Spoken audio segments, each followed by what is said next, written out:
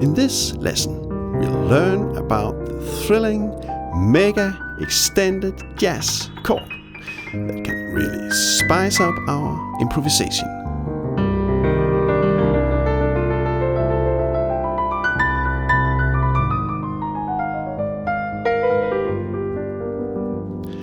About 6 years ago, I presented the mega chord idea at the end of a huge and more than 1 hour long lesson. And I just thought that it could be great to bring this idea up front in a shorter and more comprehensible video.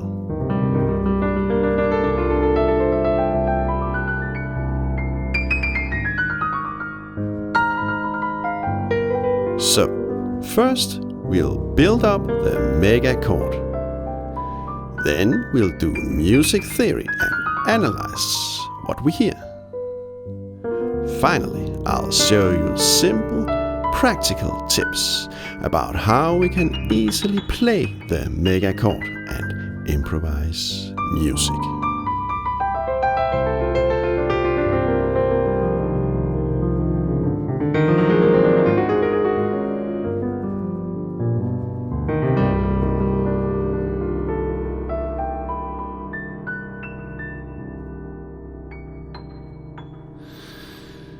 Okay, let's build up our mega jazz chord.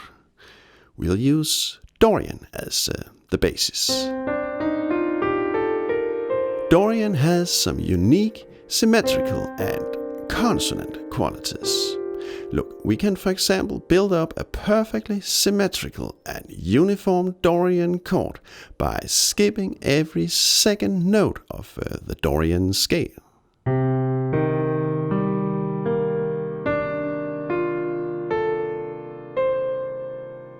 In turn, we have a minor third and a major third interval continuously until we've reached the keynote once more. And then we've used all 7 notes of the Dorian scale.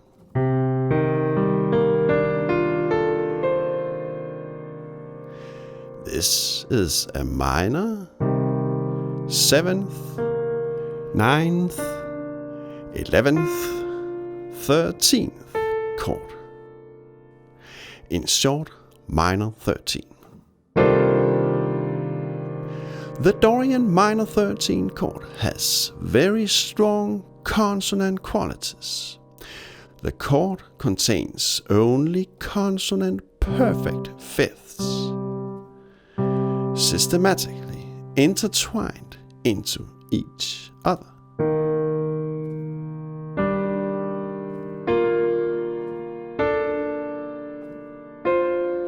We have no diminished or augmented fifths.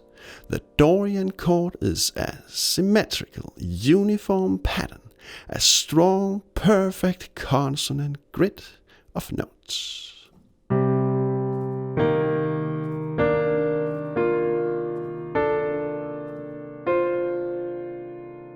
Now, if we continue and repeat our Dorian chord up the register, we break the perfect systematics. Look, now we have 2 minor third intervals right next to each other. And they make a very dissonant, diminished fifth. And we don't want that.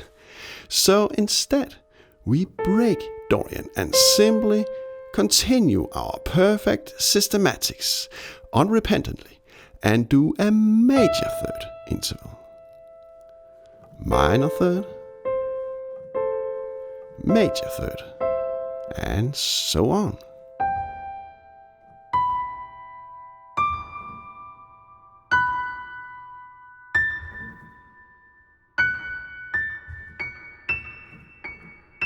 And look, then we have our intertwined consonant perfect fifths all the way up the register.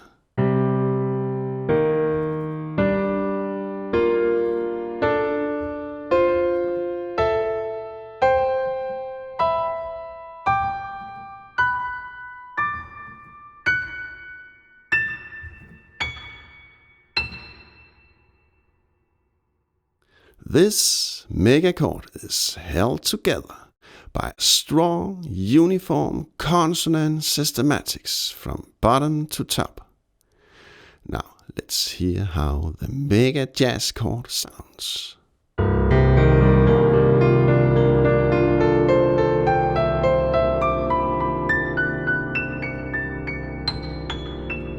Wow, right? We are leaving Earth for sure, and we are flying into open space.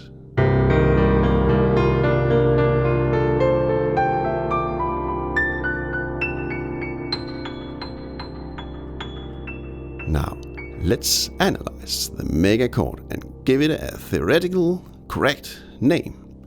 And soon I'll also show you some simple tips about how we can easily use the megachord in practice when improvising jazz. So as we've learned earlier, our basic Dorian chord is a minor 7th, 9th, 11th, 13th chord. These expansions are named according to the Dorian steps. So this is the first, second, third step, fourth, fifth step, and we have the minor triad chord, and then come the extensions. 6th, 7th extension, 8th, 9th extension, 10th, 11th extension, 13th extension, 15th step, the keynote is repeated, that's not an extension. And then we gradually leave Dorian to continue our systematics, and we have the sharp 17th extension. So we've sharpened the 17th step compared to our Dorian basis, right? Dorian natural 17, Dorian sharp 17. Some would argue that we must name this step natural 17 because in some traditional jazz schools we always use the major scale as premise, even though that it's not. And compared to the C major scale, the E note is natural. But our megachord is not based on the major scale. Our megachord has Dorian as a basis. So it's more appropriate to analyze the chord according to Dorian. So Dorian is our only premise, our natural notes. A more correct and meaningful analysis. More about scales and their systematics in another lesson, by the way. I'll paste a link in the description. Now, let's walk further up the megachord to the 19th step. This is just the 5th repeated. And then the sharp 21st extension. The 23rd step, the 9th is repeated. The sharp 25th extension. The 27th step, the 13th extension repeated. And here comes the great one. The sharp 29th extension. Yes, now even the Dorian keynote is altered. This is truly a mega super extended chord, right? And if we continue the madness, the systematics, we can also add the sharp 33rd extension. And yes, now we've used all 12 keys that are defined inside an octave. So if we gather all the notes, we actually have this very dissonant cluster chord.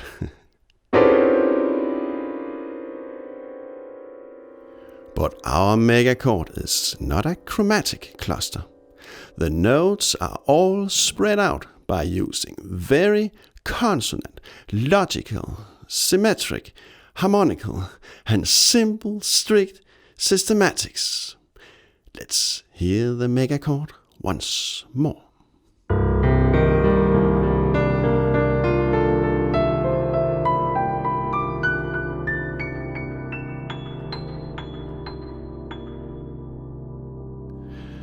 Okay, all this theory stuff may seem quite avant-garde and complex, I know, but don't worry. We do not need to know all this theory to play the megachord. Now we'll make it all simple and practical, suited for musical performance. So I'll show you some easy, practical tips about how we can do the megachord when improvising jazz. This is the pentatonic hand grip. A symmetrical structure that is easy to memorize, no matter the position. So place the grip with the thumb on C. Then go up a fifth and play the grip on G. Go up a fifth and do the grip on D. Up a fifth. Up a fifth. And so on.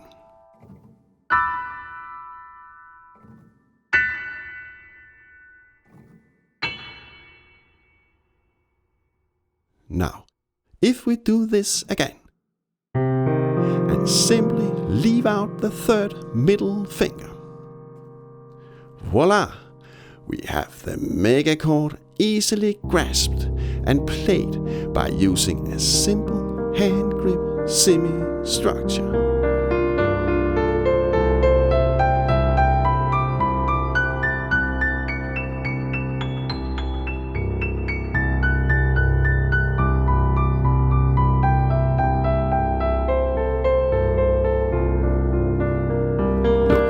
Hand grip positions next to each other have nice overlaps.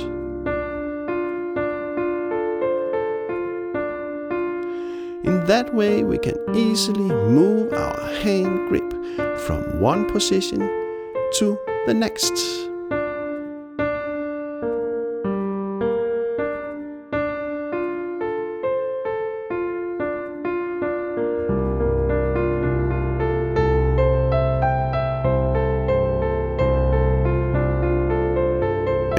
Really do not have to leave out the middle finger. The systematics and the intertwined fifths are still there. We still hear the sound of the Dorian megachord.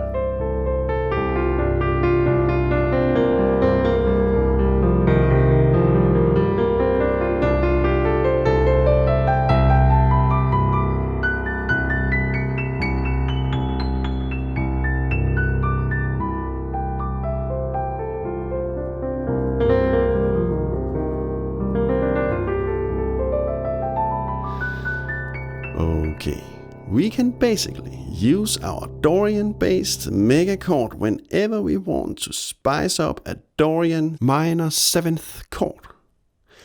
Let's do this in practice over a chord progression. Let's play the vamp C minor 7 to A flat 7 to G7. On the A flat 7th chord, we can, for example, improvise A flat mixolydian, a traditional dominant scale. And then we can spice it up by sharpening the 4th step, mixolydian sharp 4.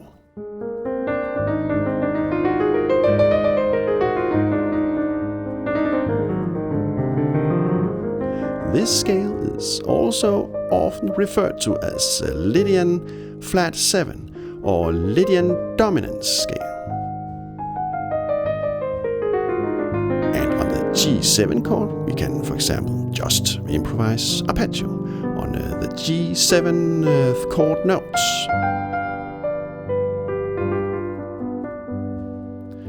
And when when it's possible, we can always slide some notes from a black to a white key.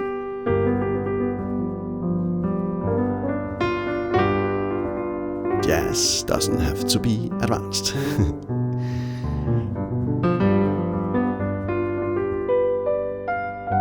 And on the C minor 7th chord, we can then go harmonically crazy and use our mega jazz chord.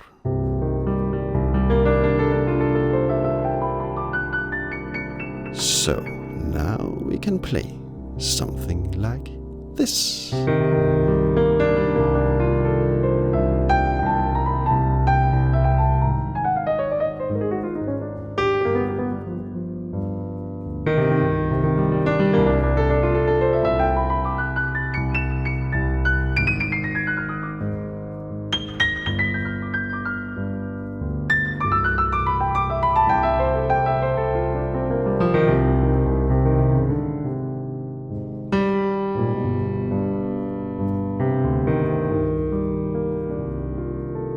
As you may know, all new jazz lessons are free, public and for everybody. But if you want to help me keep going, you are of course so much welcome to make a voluntary donation. You can also just give me a nice like. More support makes me very happy and it means a lot to me. Thank you so much. Many warm regards, my dear musical friends. From Oliver Prehn.